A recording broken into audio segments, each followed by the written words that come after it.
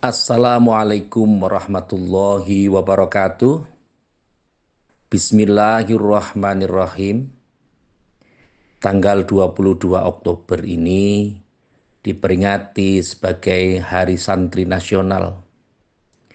Ketika 9 tahun yang lalu dicanangkan tanggal ini atau tanggal 22 Oktober sebagai Hari Santri Nasional oleh Presiden kita sebelum ini, yakni Bapak Insinyur Haji Joko Widodo, tentu memberikan sebuah peran yang luar biasa, memberikan space yang sangat luas kepada para santri untuk bisa mengembangkan diri, meningkatkan kualitas diri sesuai dengan ranah dan keilmuan masing-masing.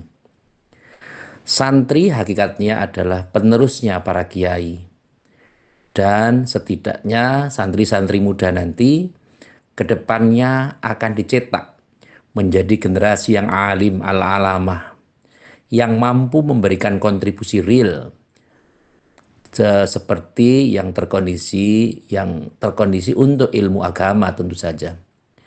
Dan yang lebih penting lagi adalah bahwa santri memang dituntut untuk mempunyai kemampuan yang lebih multidimensional.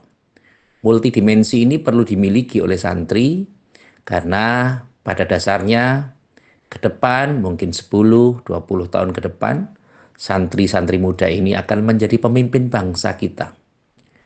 Bagaimana supaya membentuk pemimpin yang berakhlak mulia, pemimpin yang tidak berupaya untuk menjatuhkan satu dengan yang lain, tidak menggunakan politik belah bambu, tidak menggunakan politik divide et impera, tidak mempergunakan politik pecah belah untuk menggunakan kondisi untuk melangsungkan kekuasaannya. Setidaknya ketika sudah menjadi pemimpin ke depan adalah berupaya untuk menjadi milik seluruh masyarakat, bukan menjadi milik golongan tertentu atau menjadi pemimpin dari sebuah organisasi tertentu atau yang lainnya. Tentu saja kalau sudah menjadi pemimpin bangsa, pemimpin masyarakat, tentu istilah Jawa tidak boleh bancinde bansilatan. Tidak boleh membeda-bedakan mana yang sama dan mana yang tidak sama. Mana yang harus dihormati dan mana yang tidak harus dihormati. Ini menjadi bekal kita bersama. Santri-santri ini tentu saja harus meneladani bagaimana kiainya, bagaimana guru-gurunya, bagaimana membuat sebuah kapasitas yang harus berbeda dari yang lainnya. Tentu akan sangat berbeda ketika kita berada di ranah-ranah sosial yang tentu diakui atau tidak, bangsa kita adalah bangsa yang majemuk, Bhinneka Tunggal Ika. Berbeda-beda tetapi satu jua. Menyambung sebuah kapasitas adalah sesuatu yang harus diperlukan. Karena kalau santri sudah bagaimana berupaya untuk mengamalkan apa yang menjadi nasihat dari para masyayikh, para kiai, para ulama, tentu saja akan menjadi sesuatu yang baik. Sehingga tentu saja santri tidak hanya dikenalkan tentang bagaimana beragama, tetapi dikenalkan juga tentang bagaimana bernegara. Kita harus mengingat bahwa kita adalah orang Indonesia yang beragama Islam, bukan orang Islam yang tinggal di Indonesia. Apakah berbeda? Tentu berbeda sekali. Kalau kita orang Indonesia yang beragama Islam, artinya kalau ada hal-hal yang terkait dengan keindonesiaan, maka kita harus mengerti, kita harus mengetahui.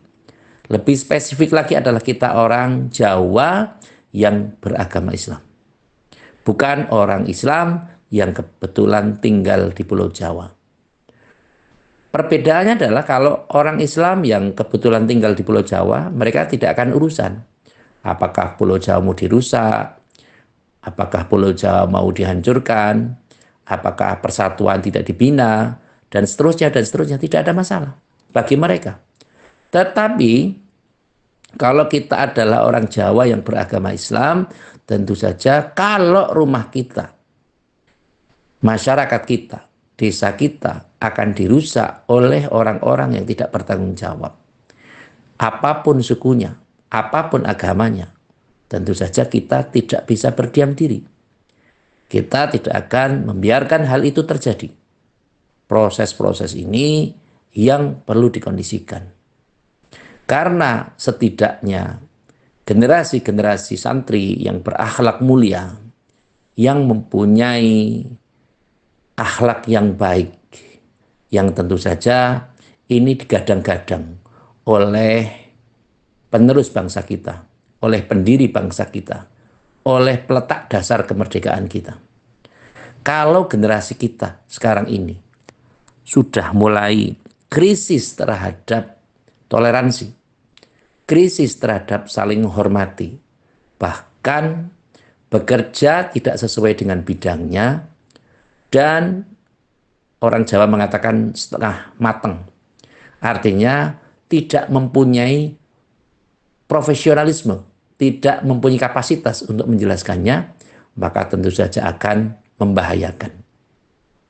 Karena apabila kita memimpin sesuatu yang pemimpin itu diserahkan pada ahlinya, nah tentu saja kita harus mengerti, tunggu tingkat kehancurannya.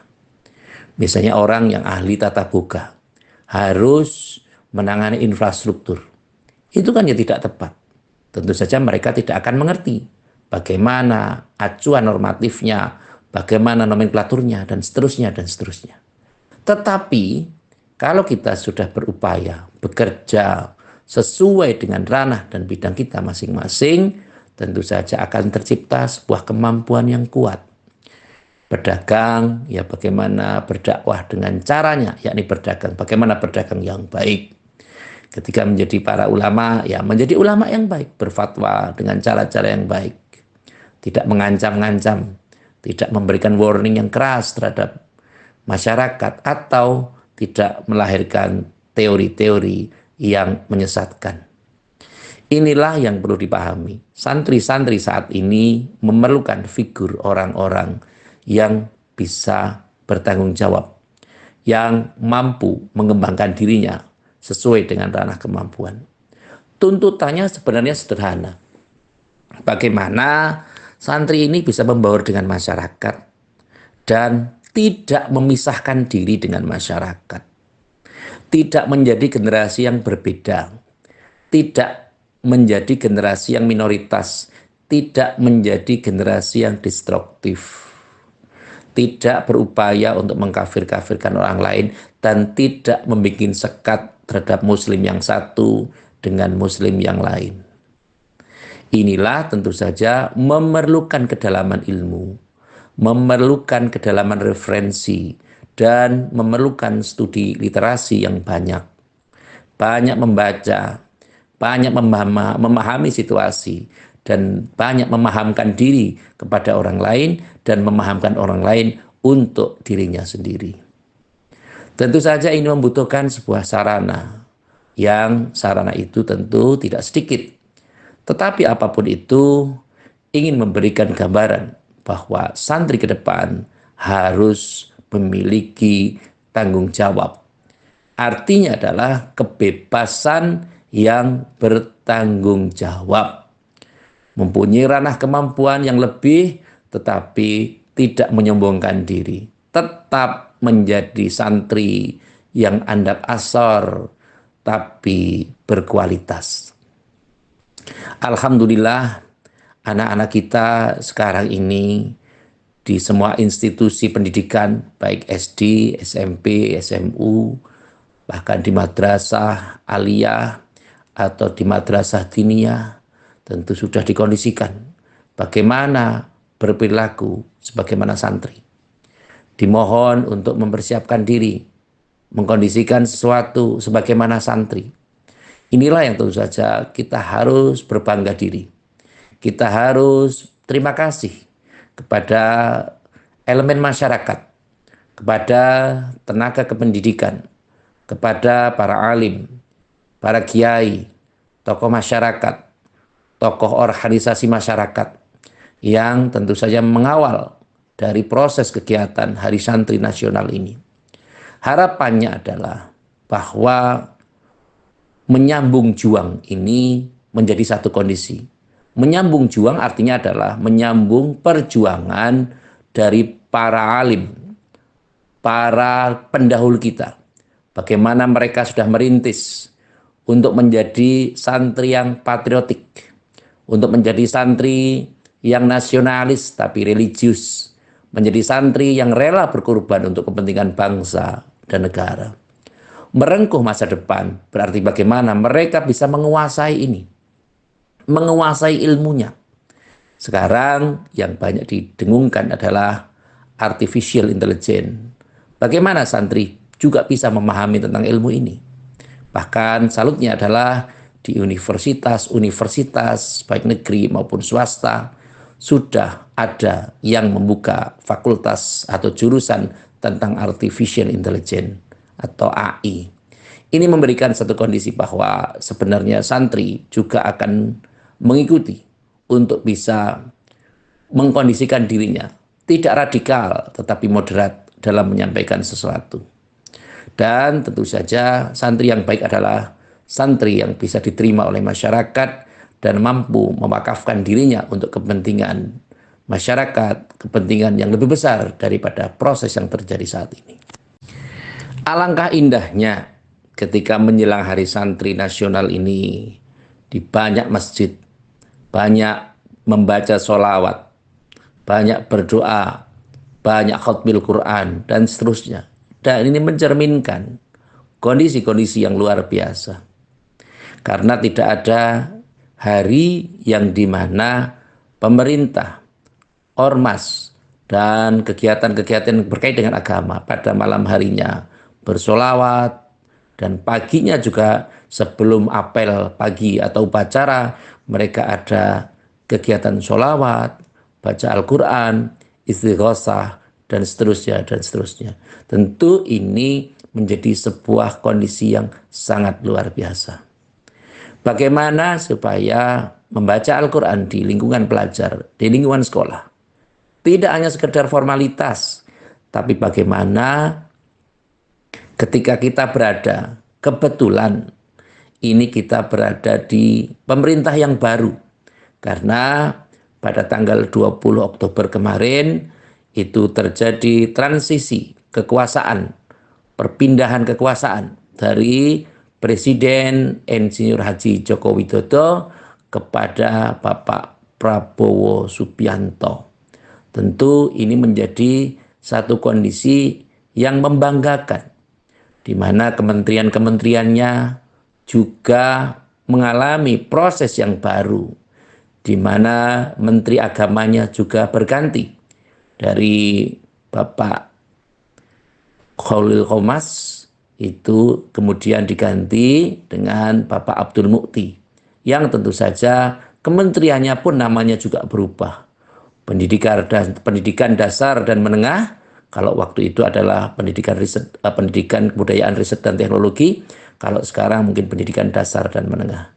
Sehingga inilah yang tentu saja bisa mengkondisikan sesuatu, sehingga yang baik harus senantiasa dipertahankan dan yang kurang baik tentu harus diperbaiki.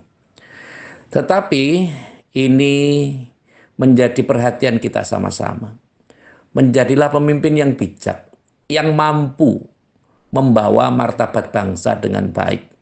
Karena waktu itu pada tanggal 20 ketika ada rapat besar pelantikan presiden dan wakil presiden, tentu ada suatu situasi yang ketika ada keluarga presiden yang masuk, disorot, dan kemudian disorai oleh anggota dewan.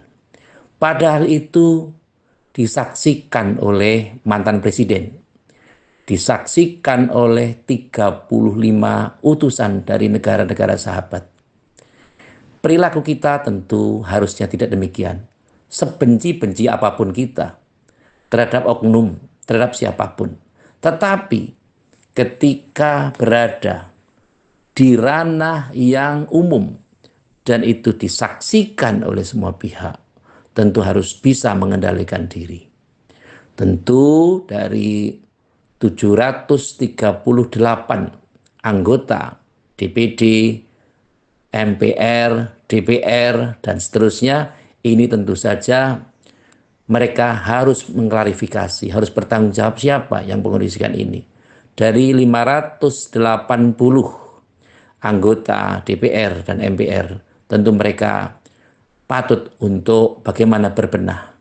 Karena terutama bagi yang baru, ini adalah rapat mereka yang pertama. Dari semenjak 1 Oktober, kemudian rapat di tanggal 20 Oktober, tetapi tentu ada sesuatu yang tidak elok kiranya ketika menyorai atau dalam tanda kutip memberikan sorakan-sorakan terhadap orang-orang yang tentu dianggap tidak baik. Padahal tentu saja kita harus memahami kalau ada orang yang menyorai pada ranah yang penting ini, tentu yang dipikirkan adalah mengapa mereka melakukan hal itu. Padahal tentu saja ini disaksikan oleh jutaan orang, diliput media, diliput oleh semua kondisi. Tetapi mereka ternyata kok melakukan hal seperti ini. Nah, akhlak-akhlak seperti inilah nanti para santri ke depan perlu memberikan perimbangan. Kita tidak perlu menjawab dengan kata-kata, tetapi mari anak-anak saya, santri-santri yang menjadi calon pemimpin bangsa ke depan, jawablah dengan karya dan jawablah dengan kualitas Anda masing-masing. Sehingga tentu saja ini menjadi perhatian kita sama-sama. Meskipun kita berada pada ranah yang mungkin tidak terlalu menyenangkan, tapi pengendalian diri perlu dilakukan. Tidak semata-mata kita tidak suka, kemudian mungkin kalau di luar majelis atau di luar hal-hal yang resmi, silahkan monggo saja. Kita tidak suka dengan A, dengan B, dan seterusnya. Tetapi ketika berada di ranah resmi kenegaraan, tentu saja harus dibedakan. Apakah itu elok atau tidak elok? Apakah itu etik atau tidak etik? Tidak ada gading yang tak retak, semua tentu saja ada kelemahan dan kelebihannya. Tetapi dalam hal ini, mari kita kondisikan dan kita ucapkan selamat Hari Santri Nasional. Semoga santri-santri kita, baik santri putra maupun santri putri, bisa bertumbuh dan berkembang dengan baik, menguasai keilmuannya dengan baik, dan tentu saja bisa bermanfaat untuk dirinya, untuk keluarga, dan untuk orang-orang di sekitarnya. Syukur ke depannya mereka akan memimpin bangsa ini, sehingga bangsa ini menjadi bangsa yang baldatun thayyibatun wa rabbun ghafur. Yang terakhir, seperti biasa, di tengah-tengah kehidupan yang serba sulit, yang tentu saja hal-hal yang berupa nafkah atau hal-hal yang bersifat material ini susah didapatkan bagi mereka yang mengalaminya, maka tentu saja semoga Allah Subhanahu wa ta'ala segera memberikan kemudahan.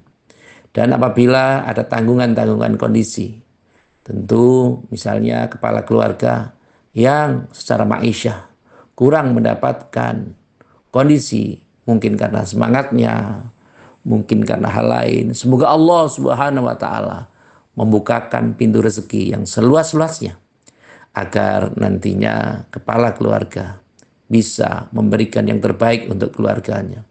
Kepala rumah tangga bisa memberikan kontribusi real terhadap rumah tangganya. Masing-masing saling mendukung, saling melengkapi, dan saling menghormati. Yang terakhir, semoga Allah Subhanahu wa ta'ala memberikan hal-hal kebaikan kepada kita. Ketika ada kekurangan-kekurangan yang ada di lingkungan kita, pada diri kita, semoga Allah Subhanahu wa ta'ala mencukupkan. Amin, Allahumma amin. Terima kasih kepada semua pihak yang telah membantu terselenggaranya acara ini.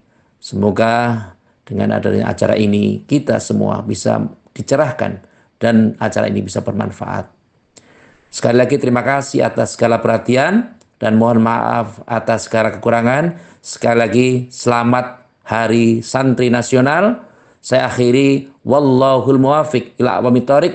Wassalamualaikum warahmatullahi wabarakatuh.